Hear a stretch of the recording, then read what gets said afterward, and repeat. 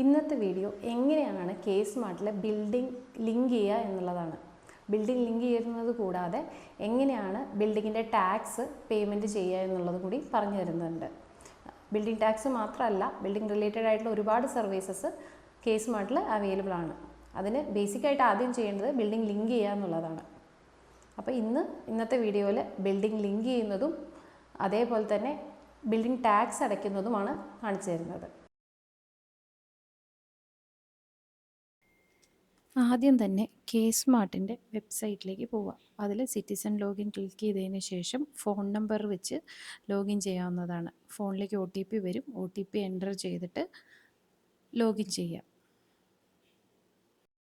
K smart citizen login ചെയ്ത് കഴിഞ്ഞാൽ ഈ ഒരു വിൻഡോ കാണാം. അതിൽ മൈ ബിൽഡിംഗ് ക്ലിക്ക് ചെയ്യുക, ലിങ്ക് ബിൽഡിംഗ് എന്നുള്ളത് ക്ലിക്ക് ചെയ്യുക.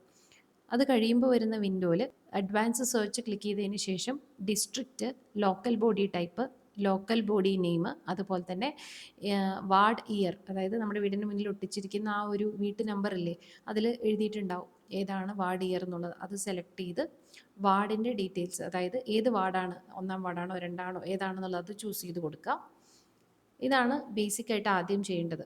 എന്നിട്ട് നമുക്ക് നമ്മുടെ ബിൽഡിംഗ് സെർച്ച് ചെയ്യാനുള്ള ഓപ്ഷൻ ഉണ്ട്. അത് ഡോർ നമ്പർ വെച്ച് സെലക്ട് ചെയ്യാം, ഓണർ നെയിം, ഇൻസ്റ്റിറ്റ്യൂഷൻ നെയിം, ഏത് വേണമെങ്കിലും ചെയ്യാം. ഞാൻ ഡോർ നമ്പർ വെച്ചിട്ടാണ് ഞാൻ സെർച്ച് ചെയ്യുന്നത്.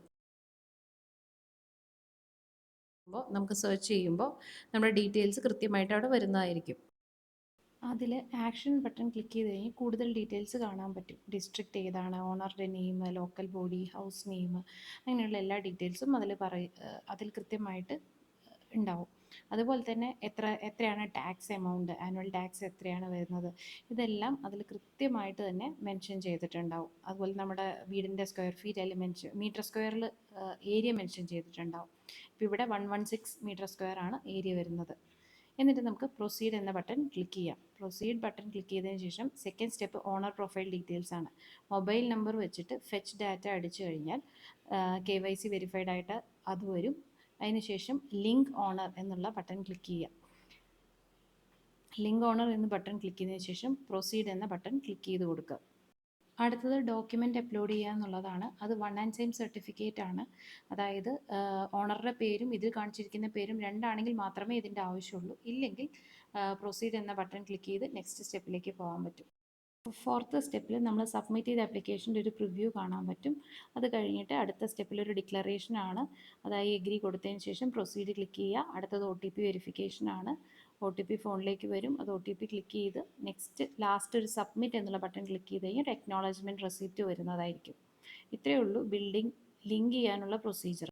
സബ്മിറ്റ് ചെയ്ത് കഴിഞ്ഞാൽ മൈ ആപ്ലിക്കേഷൻ എന്നത് ടാബിൽ നോക്കിക്കഴിഞ്ഞാൽ ലിങ്ക് ബിൽഡിംഗ് ഇനീഷ്യേറ്റഡ് എന്ന് പറഞ്ഞ് കാണാൻ സാധിക്കും. അടുത്തതായി എങ്ങനെയാണ് ബിൽഡിംഗ് ടാക്സ് പേയ്മെൻറ്റ് ചെയ്യുക എന്നുള്ളത് പറഞ്ഞുതരാം. ബിൽഡിംഗ് ടാക്സ് അടയ്ക്കുന്നതിന് മുമ്പ് തന്നെ ലിങ്ക് ബിൽഡിംഗ് അപ്രൂവ് ആയിട്ട് കിട്ടണം. അപ്രൂവ് ആയാൽ മാത്രമേ നമുക്ക് ബിൽഡിംഗ് ടാക്സ് അടയ്ക്കാനുള്ള ഓപ്ഷൻ വരികയുള്ളൂ. ഇവിടെ ലെഫ്റ്റ് സൈഡിൽ പ്രോപ്പർട്ടി ടാക്സ് 1 എന്ന് പറഞ്ഞ് കാണുന്നത് നമുക്ക് ഈ ബിൽഡിങ്ങിൻ്റെ ടാക്സ് അടയ്ക്കാനുള്ളത് കൊണ്ടാണ്. ടാക്സ് പേയ്മെൻറ്റിനായി ന്യൂ ആപ്ലിക്കേഷൻ ക്ലിക്ക് ചെയ്യുക. അതിൽ പ്രോപ്പർട്ടി ടാക്സ്, അതിൽ ടാക്സ് പേയ്മെൻറ്റ്സ് എന്നുള്ളതിൽ പേ യുവർ ടാക്സ് എന്നുള്ളതാണ് ക്ലിക്ക് ചെയ്യേണ്ടത്. അത് ക്ലിക്ക് ചെയ്യുമ്പോൾ ഒരു വിൻഡോ വരും. അതിൽ പേ ടാക്സ് എന്നുള്ളതിൽ സെലക്ട് എന്നുള്ളൊരു ഓപ്ഷൻ ഉണ്ട്.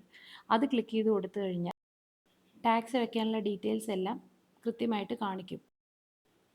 ഇവിടെ നോക്കിയാൽ കാണാം പ്രോപ്പർട്ടി ടാക്സും അതുപോലെ തന്നെ സെസ്സും എല്ലാം കറക്റ്റായിട്ട് ഉണ്ട്, കാണിച്ചിട്ടുണ്ട്. അതിൻ്റെ ഫസ്റ്റ് ഹാഫും സെക്കൻഡ് ഹാഫിലും എത്രയാണ്, ടോട്ടൽ എമൗണ്ട് എത്രയാണെന്നുള്ളത് വ്യക്തമായിട്ട് കാണാം.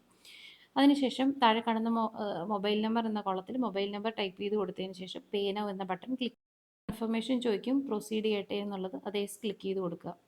എസ് ക്ലിക്ക് ചെയ്യുമ്പോൾ പിന്നെ പേയ്മെൻറ്റ് ഗേറ്റ് വേയിലേക്കായിരിക്കും എത്തുന്നത്.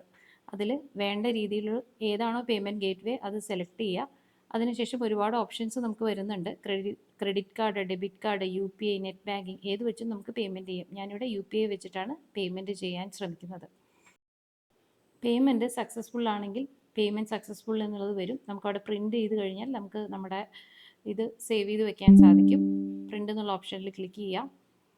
അതിനുശേഷം നമ്മുടെ റെസിപ്റ്റ് നമുക്ക് കാണാൻ പറ്റും. നമുക്ക് റൈറ്റ് സൈഡ് ടോപ്പിൽ പ്രിൻ്റ് ചെയ്യാം അല്ലെങ്കിൽ ഡൗൺലോഡ് ചെയ്യാം. ഞാനിവിടെ ഡൗൺലോഡ് ചെയ്ത് സേവ് ചെയ്ത് വെക്കുകയാണ്. ഇതുപോലെ കെ സ്മാർട്ടിൽ ബിൽഡിംഗ് ലിങ്ക് ചെയ്ത് കഴിഞ്ഞാൽ ഒരുപാട് സേവനങ്ങൾ ലഭ്യമാണ്.